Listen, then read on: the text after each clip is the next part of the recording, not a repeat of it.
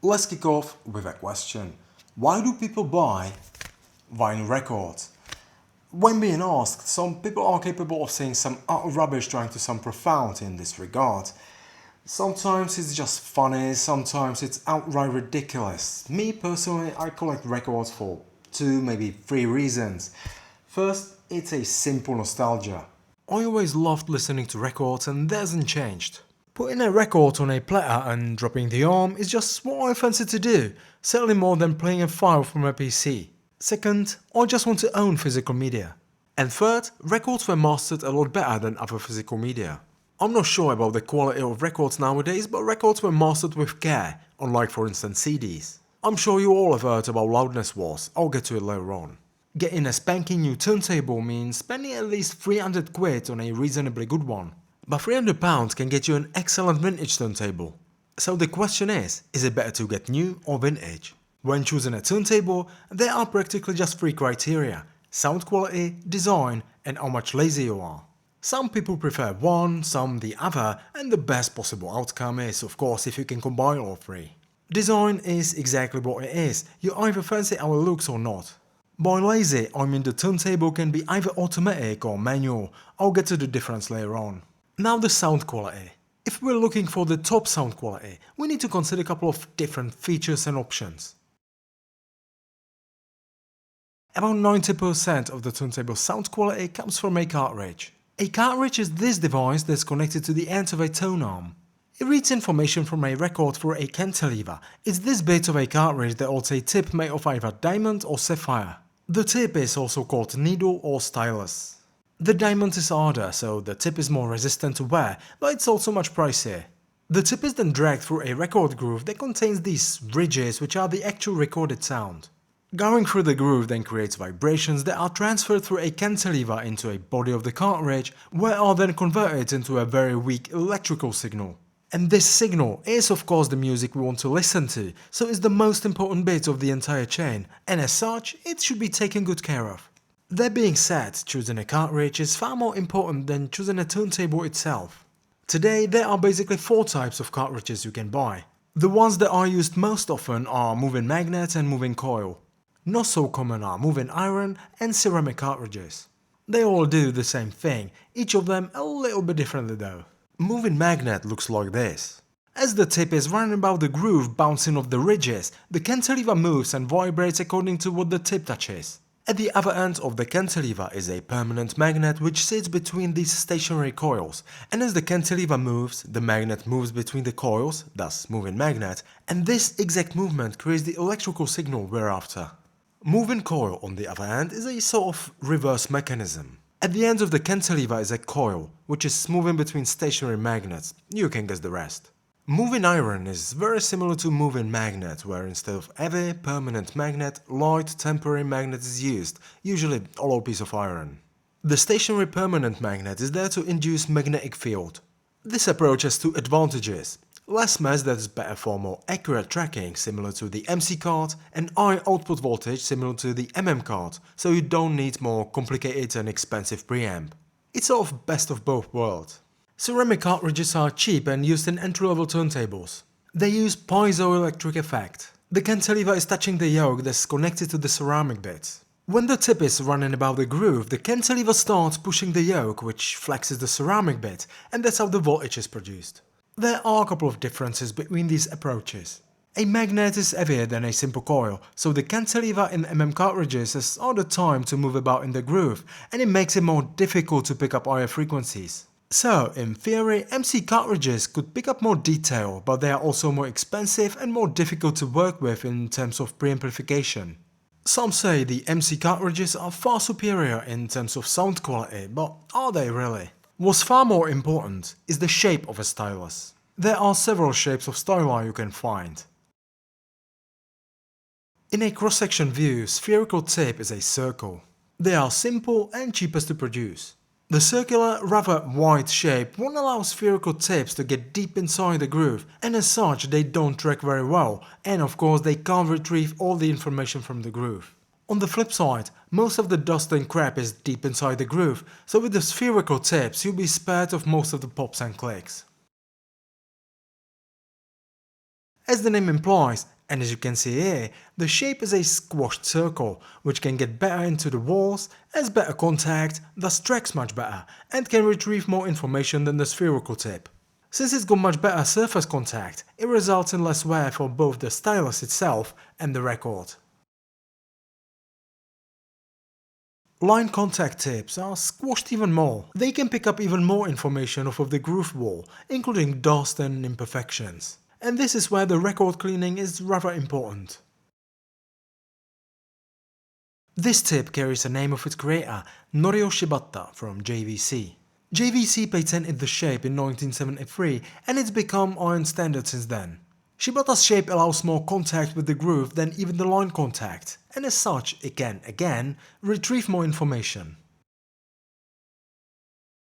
If you're wondering why nobody's made a tip similar to a cutting stylus that cuts the lacquer in the pressing factories, somebody actually has. Namiki in 1983 and called it Microridge. The shape is almost the same as the styli that cut the lacquer, and thus it can retrieve pretty much anything out of the groove. If you worry not just about the sound quality but also the life of your record, Microridge shape is the way to go. The problem with more sophisticated styli is that they need to be more painstakingly aligned to get the best out of them. Laser is a special type of needle. Well, it's not a needle obviously, but it behaves like one in this case.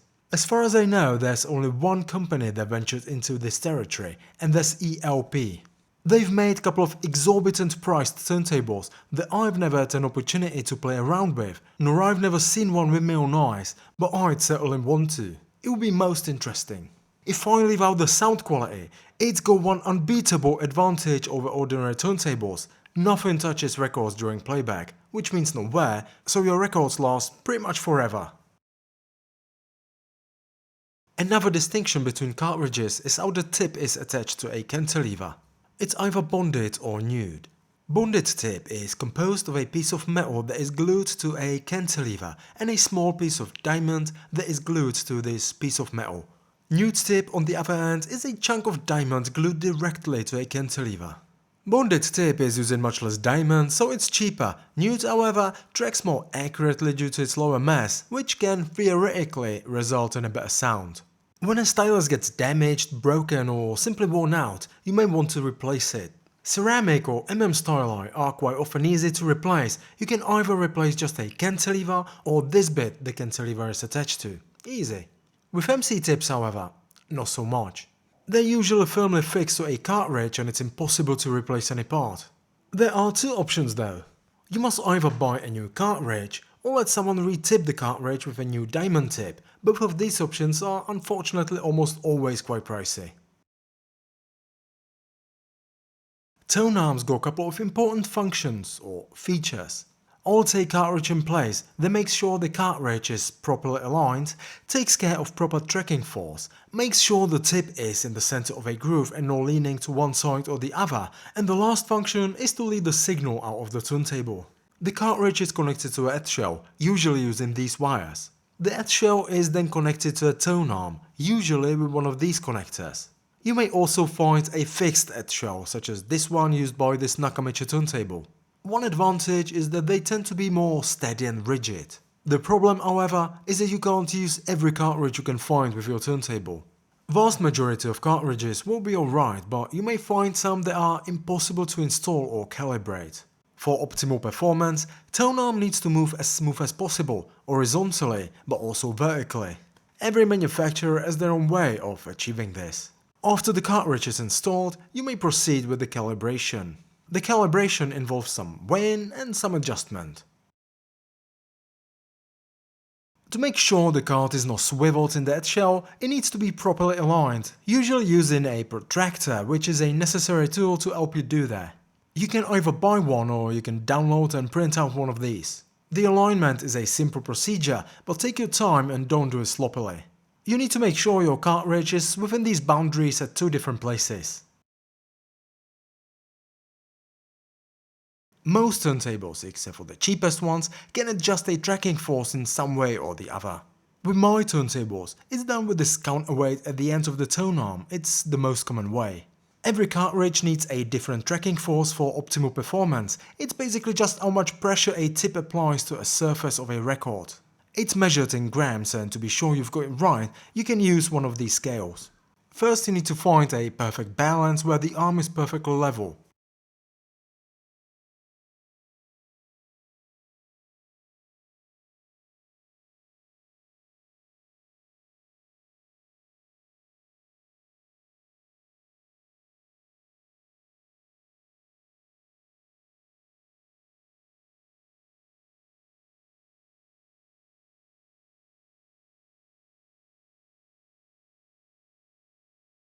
Then adjust the counterweight to a proper weight according to these markings. According to the manual, my cartridge, which is an MC cartridge, should be set between 1.2 and 1.8 grams. More tracking force should result in a better sound, but also in more wear. You can experiment with your cartridge if you can hear any difference. I've recorded the same track using 1.2 and then 1.8 grams. Have a listen if you can hear any difference.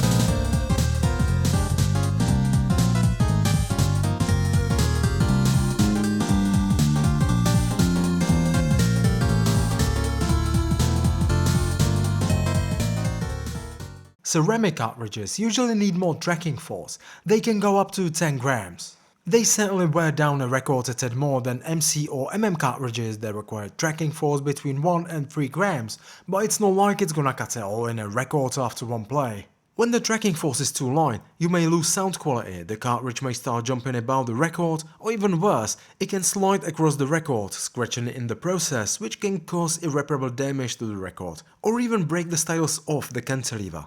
On the flip side, if the stylus is pushing down too hard, you may get very bad distortion, more record wear, and again some damage to the stylus. The anti-skating is a very important feature. Not all turntables have this feature, but they should. The anti-skating makes sure your tone arm won't push towards one side or the other. That would result in one channel playing louder, and if it were pushing too much, even skipping. Again, every turntable has its own way of doing that, and mine's got this. Based on the tracking force, I have to set the string to a proper groove. It's a little bit dodgy approach, but it works and looks cracking. The video is quite long already, so I'm gonna cut it short and split it into two parts. So cheers for now and see you in part 2.